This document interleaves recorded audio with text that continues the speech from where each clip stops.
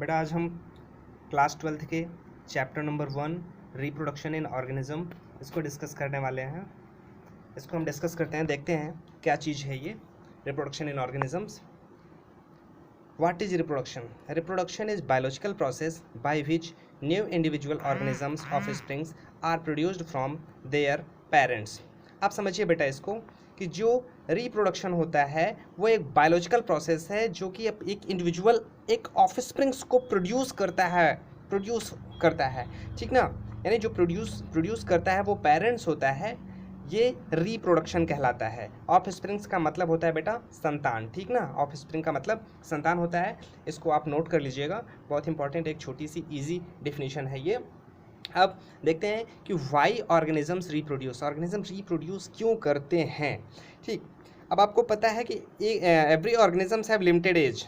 समझिए इसको, इस लाइन को भी ध्यान से देखिएगा, इसको क्लियर हो जाएगा आपको कि every organisms have limited age, so it is necessary for the continuation of the generation of particular species rather than the species extinct for the earth. अब आपको पता है बेटा कि जितने भी ऑर्गेनिजम्स होते हैं उनकी एक लिमिटेड एज होती है, तो इसलिए वो ये ज़रूरी हो जाता है कि अपनी वो जनरेशन को कंटिन्यू करने के लिए इस अर्थ पर वो रिप्रोड्यूस करें, नहीं तो उनके अस्तित्व पर संकट आ सकता है, वो एक समय के दौरान वो विलुप्त हो सकते हैं। इसलिए रिप्रोडक्शन ज़रूरी होता है। ऐसा इसलिए होता है बेटा क्योंकि सभी ऑर्गेनिजम्स का अपना एक लिमिटेड एज होता है और बर्न से लेकर के डेथ तक की जो टाइम पीरियड होता है उसको हम लाइफ स्पैन कहते हैं बेटा, ठीक है ना। यहाँ से आप समझ सकते हैं कि बर्न से लेकर के डेथ तक का जो एक टाइम पीरियड होता है वो लाइफ स्पैन कहलाता है। अब ये life span organisms to organisms very करता है बेटा, ठीक ना। ऑर्गेनिजम्स टू ऑर्गेनिज्म ये वेरी करता है। इसमें आप छोटे ऑर्गेनिजम्स को बड़े ऑर्गेनिजम्स से ये नहीं कह सकते हैं कि इस ऑर्गेनिजम्स की लाइफ एज इतनी होगी।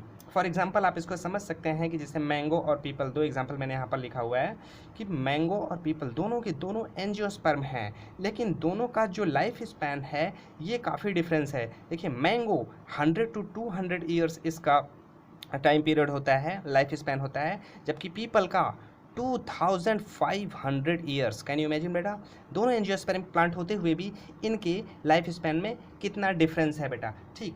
और ढेर सारे एग्जाम्पल्स आपकी किताब में दिए गए हैं, आप किताब में देख करके समझ सकते हैं बेटा। आप इसको नोट भी कर लीजिएगा, बोर्ड के एग्ज़ाम में, नीट के एग्ज़ाम में कई बार पूछा गया है कि सभी ऑर्गेनिजम्स यहाँ पर डिफरेंट ऑर्गेनिज्म दिए गए हैं। और जैसे यहाँ पर एलिफेंट है 60 to 90 ईयर्स इसका लाइफ स्पैन होता है, रोज़ है 5 to 7 ईयर्स है। ये सारे के सारे आप एग्जाम्पल्स को नोट करके इसको याद कर लीजिएगा बेटा। इसमें जो सबसे इम्पॉर्टेंट चीज़ आपको और भी देखने को मिलेगी जो कि क्राउ और पैरट, दो डायग्राम आपको यहाँ पर दिखाई दे रहे हैं।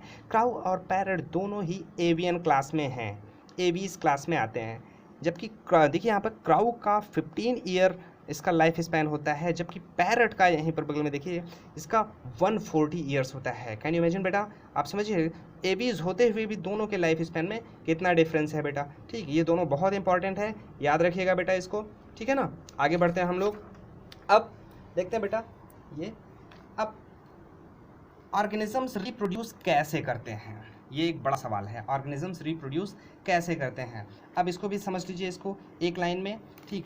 थोड़ी सी राइटिंग अच्छी नहीं है बेटा, आप लोग इसको मैं पढ़ भी दे रहा हूँ, आप इसको नोट भी करते जाइएगा, ठीक।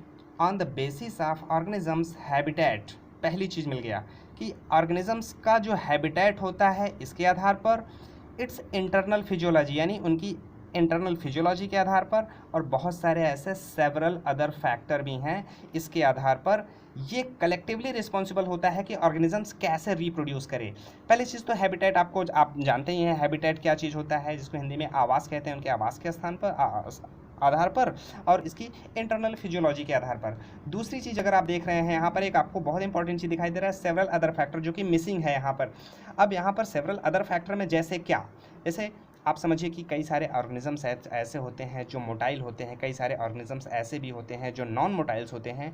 अब जो नॉन मोटाइल ऑर्गेनिजम्स हैं वो गैमीट का ट्रांसफ़र कैसे करेंगे मेल बॉडी से फीमेल बॉडी में, तो उनके बीच में एक जो मीडियम होता है बेटा, वो मीडियम ही यहाँ पर अदर फैक्टर के रूप में दिखाया जा रहा है, ठीक है ना बेटा।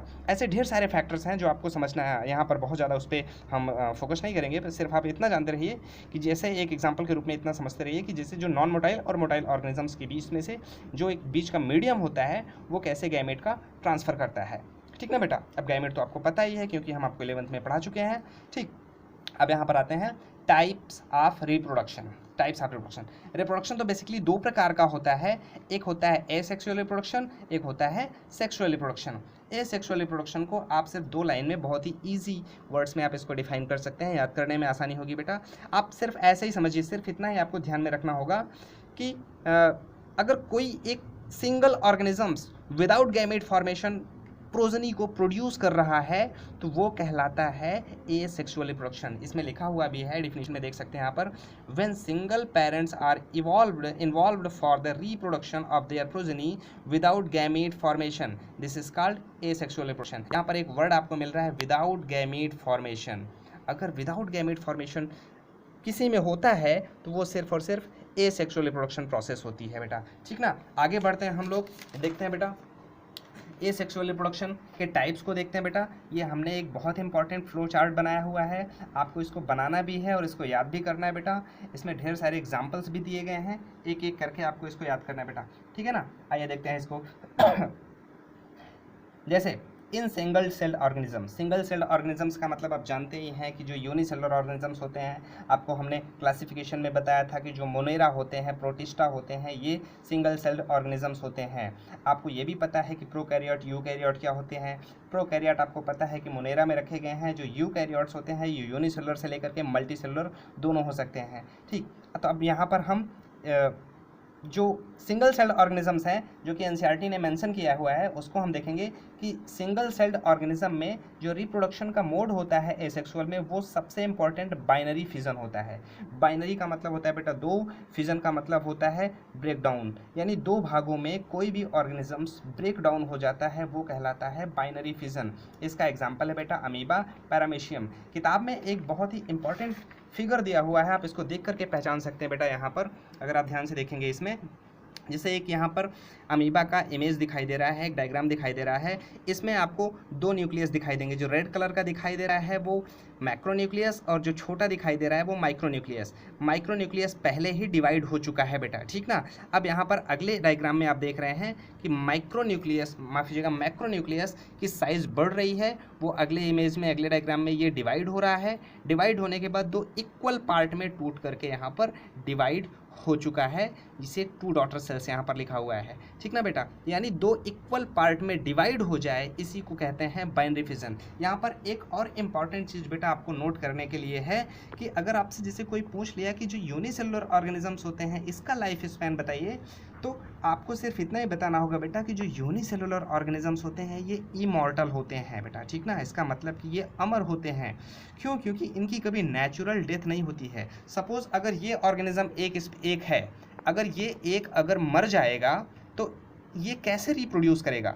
अब आप ऐसे समझिए इसको कि ये 2 पार्ट में यहाँ पर डिवाइड हो गया है, ये तो फिर इसका तो कोई पेरेंट्स तो बचा ही नहीं, समझ रहे ना, कोई पेरेंट्स तो बचा ही नहीं।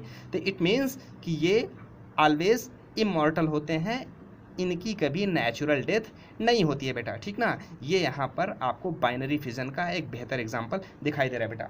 और एक एग्जांपल आप यहाँ पर भी देख सकते हैं बेटा, ठीक ना, जो कि ये भी यूनिसेलुलर है, ईस्ट है, आप जानते ही हैं इसको बेटा, बताया ही हमने आपको 11th में।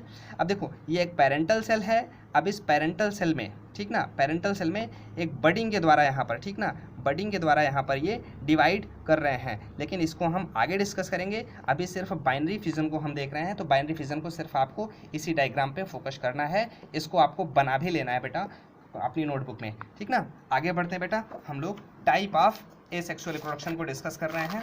आगे देखते हैं बेटा।